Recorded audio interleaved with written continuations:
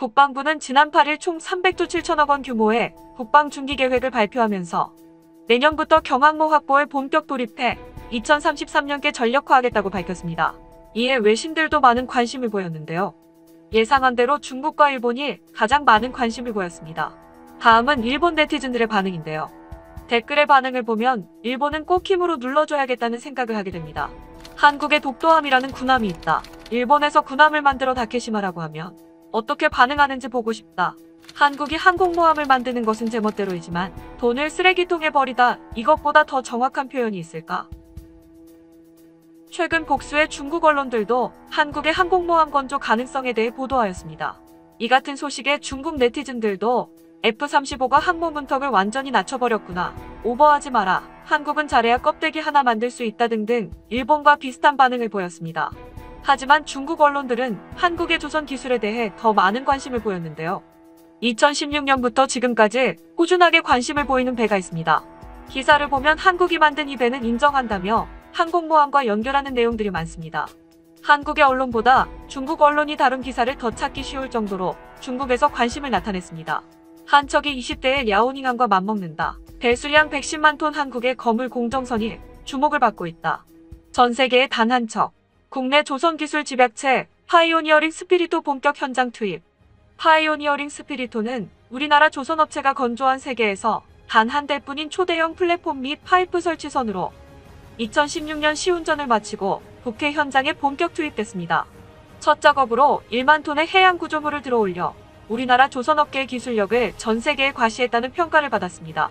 특히 파이오니어링 스피리토는 13,500톤 무게의 유전 개발 시추 설비를 직접 들어올린 뒤 운반하면서 해외 조선 및 해운 업체와 언론으로부터 크게 주목을 받았습니다.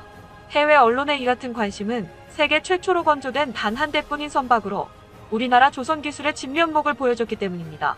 지금까지 해양 구조물 건설선은 건조된 사례가 다수 있었습니다. 하지만 플랫폼의 상부 구조물인 톱사이드와 함께 톱사이드를 지지하는 재키까지 한 번에 들어올려 운반하고 설치 및 해체를 할 수 있는 선박은 이번이 처음입니다. 특히 해양 구조물을 쉽게 들어올리거나 설치하기 쉽도록 상동선 구조로 설계된 스피리토는 최대 48,000톤을 들어올릴 수 있는 대형 크레인을 탑재했습니다. 우리나라 조선업체가 보유 중인 해상 크레인 중 가장 많은 무게를 들 수 있는 설비가 1만 톤에 불과하다는 점에서 선박의 규모와 기술력을 유추해 볼 수 있습니다. 스피리토는 폭 124m, 길이 382m로 항공모함 중 가장 큰 이미츠급 항모인 USS 조지 부시보다 각각 46, 50m가 더 넓고 긴데요. 특히 세계에서 가장 큰 화물선으로 기네스북에 등재된 자르바이킹이 길이 458.45m, 넓이 68.86m임을 미루어 볼 때 길이는 76m 짧지만 넓이는 약 50여 미터가 넓습니다. 이같이 거대한 공정선을 중국 언론에서 주목하는 이유는 개척정 신호의 쌍동선 구조, 110만 톤이 넘는 만재 배수량과 3년 만에 완성한 건조 속도, 그리고 50여 개의 항공모함 건조 기술이 접목되어 있기 때문이라고 합니다. 중국 언론의 내용을 정리해봤습니다. 2019년에 나온 기사입니다. 대한민국의 조선 기술이 한 단계 더 높아졌고 개척정 신호는 항모 못지않게 어렵다. 한국은 지난해 5월 한 달 만에 세계 수주량의 절반 이상을 차지하는 15척의 신규 선박 수주에 성공한 것으로 알려졌다. 한국 경제의 발달 뒤에는 조선업도 있었다. 최근 한국이 개발하고 건설한 거대한 쌍동선은 한국 조선 기술을 누구도 따라올 수 없는 새로운 수준으로 끌어올렸다. 2011년 한국의 대우조선소는 쌍동선을 만드는데 3년밖에 걸리지 않았으며 지금까지 세계 최대의 쌍동선 엔지니어링 선박이다. 이 배는 개척정 신호다. 해상 석유 및 가스 파이프 라인과 운송을 위한 대형 해양 플랫폼을 구축하는 데 사용된다. 해외 석유 탐사에 큰 도움이 된다. 개척정신 사업수송선은 2015년에 정식으로 진수돼 만재 배수량이 110만 톤에 달하는 반면 중국 랴오닝 항공모함의 만재 배수는 6만 톤에 불과하다. 한 척의 배수량이 랴오닝함 20척과 맞먹는다고 한다. 한국은 처음에 기존 슈퍼크루즈선 2척의 중간 부분을 용접할 계획이었으나 전문가들의 많은 측정과 계산 끝에 이 방법이 효과가 없다는 것을 발견하여 처음부터 제작하기로 결정했다. 부피 측면에서 개척정신은 독특한 이중선체 구조를 채택하여 초기 건설 및 이후 작업에 큰 편의를 제공한다. 외관상 개척정신은 양쪽에 평직 갑판을 단 쌍체 항모를 닮았다. 개척정신호는 건설 과정에서 항공모함의 고유한 기술을 50개나 채택한 것으로 알려져 있다. 따라서 수송선이 성공적으로 건설된 후 중국과 러시아를 포함한 많은 국가에서 쌍동선 수송선을 만들 생각을 하고 있다. 만약 그것이 항공모함으로 개조될 수 있다면 300대의 스텔스 전투기를 수용할 수 있는 능력을 갖추게 될 것이며, 갑판 위 2개의 비행갑판은 함재기량과 함재기의 이착륙 효율성에 큰 도움이 될 것이다. 항모에 버금갈 정도로 건조가 어려운 이 해상 거인은 대한민국의 조선 능력을 충분히 과시할 수 있을 것이다. 2020년에 나온 기사입니다. 해상 헤게모니로 알려진 항공모함은 일반적으로 경량, 중형과 슈퍼캐리어로 나뉘며 무게는 약 3만에서 8만이다. 오늘날 세계에서 가장 큰 항공모함은 미 해군 소속의 니미츠급 항공모함으로 무게는 8만 이상이다. 일반적으로 보통선과 항공모함의 톤수 차이는 비교가 안 되지만 지금은 항공모함을 훨씬 초과하는 톤수를 가진 민간선이 있다. 이 민간선박은 개척정신이라는 이름의 산업용 수송선으로 해저 파이프라인 건설과 해양 플랫폼 운송을 주 목적으로 하며, 제조업체는 세계에서 두 번째로 큰 조선소인 대한민국의 대우조선소이다.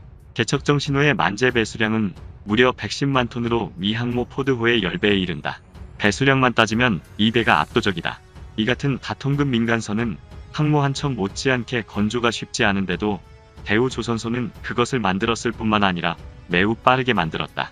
그리고 데이터에 따르면 선박의 톤수가 엄청날 뿐만 아니라 갑판 13개, 선실 288개, 특수강과 같은 항공모함 특화 기술 신계를 보유하고 있어 제조 난이도가 일반 선박보다 더 높은 수준임을 보여준다. 대우조선은 항공모함 같은 배를 3년 만에 건조해 어떤 보안 기술을 썼는지, 이 기술들이 항공모함 제작에 가능한 것인지 궁금해진다. 독특한 이중 선체 구조는 항공모함의 새로운 구조 개념을 제공한다. 이 개념이 실현될 경우 항공모함은 최소 200대의 함재기를 탑재할 수 있으며 체형은 2배로 증가해 해상 전투 능력이 크게 향상된다. 배수량, 제조 시간 및 선체에 대한 개척 정신호의 주요 돌파구는 항공모함 개발에 대한 참조와 새로운 아이디어를 제공했으며, 앞으로 조선업에서 뒤지지 않도록 끊임없이 탐색해야 할 필요가 있음을 일깨워줬다. 개척 정신호는 운용 능력 측면에서도 숨이 멎을 정도다. 대한민국은 완전한 해양 강국으로 크레인 시스템은 한 번에 48,000톤의 대형 구조 부품을 들어 올릴 수 있으며 그 무게는 2개의 에펠탑에 해당한다. 프랑스 핵추진 항공모함 샤를 드고르가 완전히 무장된 경우에도 쉽게 들어 올릴 수 있다. 선미에는 25,000톤의 강철을 들어 올리는데 사용할 수 있는 크레인 시스템도 있다. 개척정 신호가 민간 선박이라는 점을 감안하면 니미츠급 항공모함과 같은 많은 전투 및 지원 인력을 배치할 필요는 없지만 자동화 수준은 여전히 매우 인상적이다. 이렇게 거대한 해상 공작선을 운용하는데 571명이 필요한데 미 해군의 핵추진 항모 10척을 가동하려면 6만 명에 육박해야 한다. 이보다 많은 기사들을 찾았는데요. 내용이 비슷하여 정리했습니다. 대부분의 내용이 한국의 조선 기술은 이미 슈퍼캐리어급 항공모함도 건조할 수 있다는 뉘앙스를 풍기고 있었고 그 기술을 부러워하고 있었습니다. 중국은 자신들의 조선 기술이 한국, 일본과 나란하다고 하지만 누구나 알고 있는 것처럼 수주량에서부터 수주되는 선박의 종류를 볼 때 기술력의 차이는 극명합니다. 정부가 항공모함 도입 사업에 팔을 걷어붙이고 나선 이유는 표면적으로는 북한과 주변국의 위협 양상 변화 때문입니다. 북한은 신형탄도미사일과 대구경 방사포를 개발해 실전에 배치하고 있고 중국과 일본은 항공모함을 위해서 4척씩 도입하며 군사력 증강에 박차를 가하고 있습니다. 특히 일본의 항공모함 도입에 적극적으로 대처해야 한다는 대통령의 강한 의지가 항모 도입 사업에 강력한 추진력으로 작용한 것으로 알려졌습니다. 즉 이번 항모는 대일용도 성격이 짙다는 것입니다. 하지만 일부 군사 전문가들은 어림없다고 이야기합니다. 3만 톤급 경항모로는 일본을 견제하기 불가능하다는 의견인 것입니다. 사실 일본은 세계 최초로 항공모함을 실전 배치한 나라입니다. 그 전에 미국과 영국에서 상업선이나 순양함을 개조해 항공기에 이착륙이 가능하게 만들었고 1919년에 영국 해군의 HMS 허미즈가 세계 최초로 진수됐습니다. 하지만 처음부터 항공모함으로 설계돼 실전 배치된 것은 일본의 쇼호함이라고 합니다. 일본은 2018년 이즈모와 가가 등 운영 중인 호위함 4척을 항공모함으로 개조시키는 법안을 승인했습니다. 현재 일본은 자국의 최대 호위함 이즈모를 항공모함으로 개조하고 있습니다. 이는 80년 만에 등장한 일본 항공모함으로 어쩌면 일본 군국주의 부활을 알리는 것입니다. 이즈모함은 러일 전쟁의 주역이며 개조 준비 중인 가가함은 1941년 세계 2차 대전 당시 미국에게 치명상을 입혔던 하와이 진주만 공습대 주력으로 활약했던 항공모함 가가함을 연상시키기 때문입니다.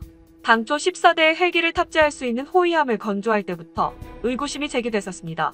결국 재난재해용 호위함이 전투용 항공모함으로 탈바꿈한 거죠. 항공모함은 대표적인 원거리 공격무기입니다. 대규모 화력을 먼 거리에 있는 적의 영토 바로 코앞까지 전개할 수 있기 때문입니다. 따라서 이런 무기를 보유한다는 건 일본 평화헌법의 정신에 위배되는 것입니다. 전쟁 가능 국가로의 변신을 통한 일본의 군사 대국화는 중국과 러시아 등 동북아 주변국의 군사적 긴장감을 높이며 주변 정세를 불안하게 만들고 있습니다. 대한민국도 일본에 다시는 지지 않기 위해 최선을 다해야 할 것입니다.